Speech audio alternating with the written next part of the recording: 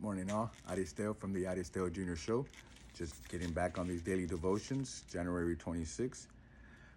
Roles versus purpose. For the Lord Almighty has purpose, and who can thwart him? That's from Isaiah 14:27. Lord, allow these words to stick in me like blood and bone. Amen. Today, what do males use as basis for their self-worth and identity? Men have linked their identity to the roles, and now that the roles has changed, they have left themselves no basis for manhood. Whatever they replace their old idea of masculinity with may or may not be true or fulfilling role for them. What is more troubling? When men don't understand their place in the world, they will often either withdraw from it or use their influence in harmful ways, such as committing crimes. What can men do to regain their footing and identity? First, they must adapt an entirely new way of thinking. They need to think in terms of purpose rather than roles. As we have discovered, the reason they are having problems today is that they have been basing their worth on the wrong thing all along. Roles have never been the true basis of a male's identity and purpose.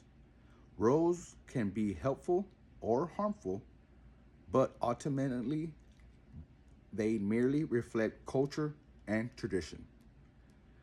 What men really need to discover is their underlying purpose, which transcends culture and tradition.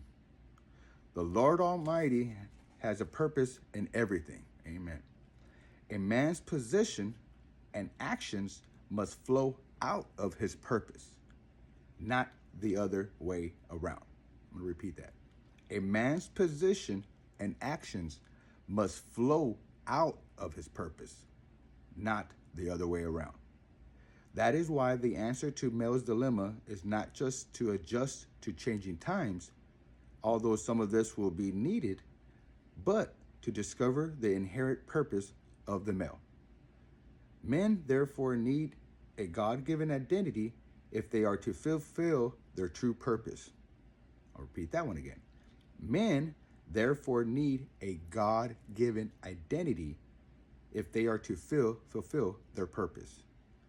Tomorrow, we will begin to look in detail in the Creator's original plan for both men and women and its implications for their relationships. Thought of the day: men must think in terms of purpose rather than roles. Like I mentioned, I'm reading two devotional books. One's the relationships, that's what I'm sharing. That's what I'm basing my daily devotions. The other one is self-growth, but I want to start off with the self-growth one because it is just a true way of thinking where Christ is already inside of us, and he wants us to be Christ-like. And everybody sometimes forget, and I even had a little bit of relining of my idea. What he means by this is, he doesn't want us to be Jesus-like. And that's what you could tell in the book, in the Bible, where it says, we are all Christ-like, not Jesus-like. And what he means by that is because Jesus came in as Christ in the body form, from God. And so even Jesus is Christ-like. And that is why we're Christ-like. And that's why the Christ is inside of us already.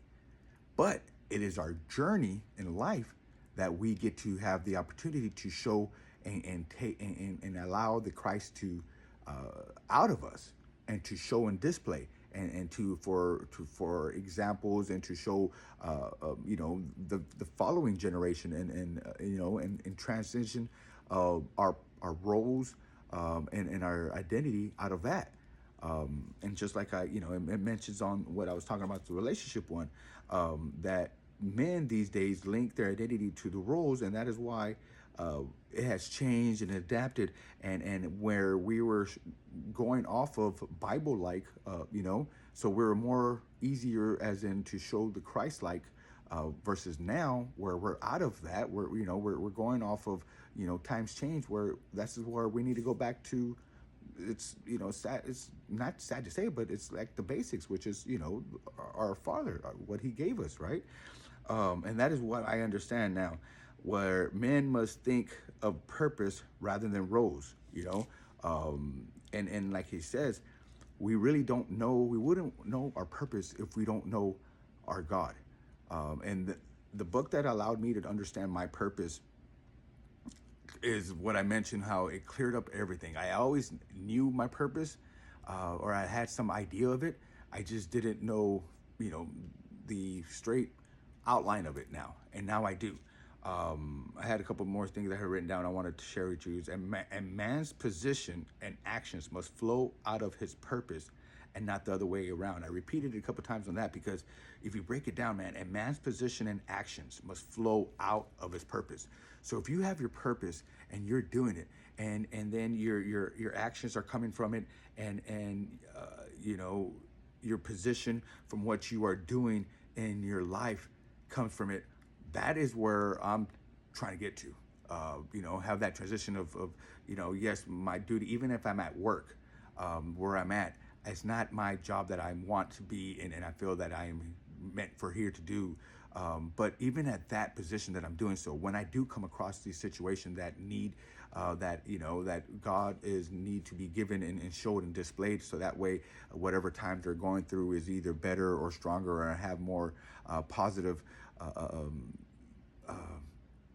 positive feeding, you know, instead of saying, oh, you know, it's life, you know, no, you know what, you're going to get better if you know, stick yourself and pray and get better with God.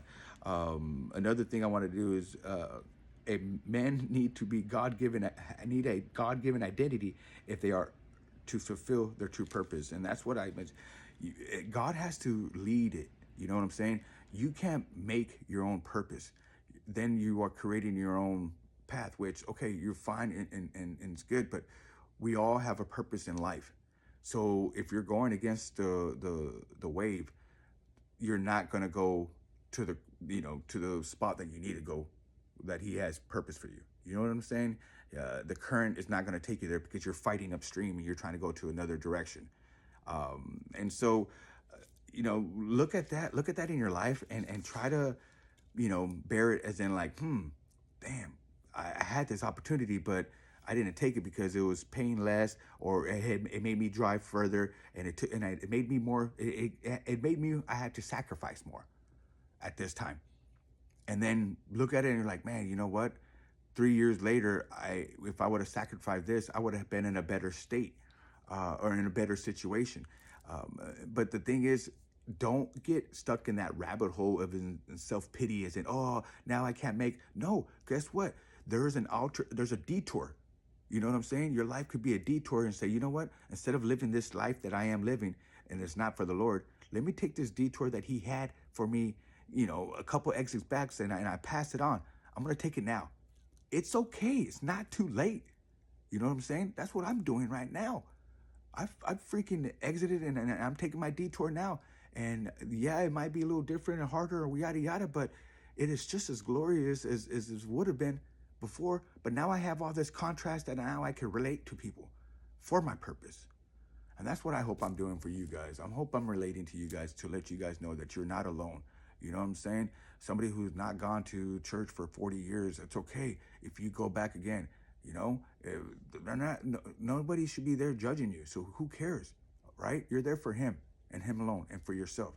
So I recommend doing so, guys. I appreciate all your listening. I appreciate all this opportunity to share this, because that is what my purpose is here to do, to shine the light and to let you guys know that you're not alone, even that you feel in your darkest days. So, you know, refresh yourself, mind, body, and soul. It starts here and here. God bless. Love you guys. And stay tuned to the Yada Steo Jr. Show. And other than that, you guys have a blessed day and a marvelous Sunday. Stay blessed. Peace.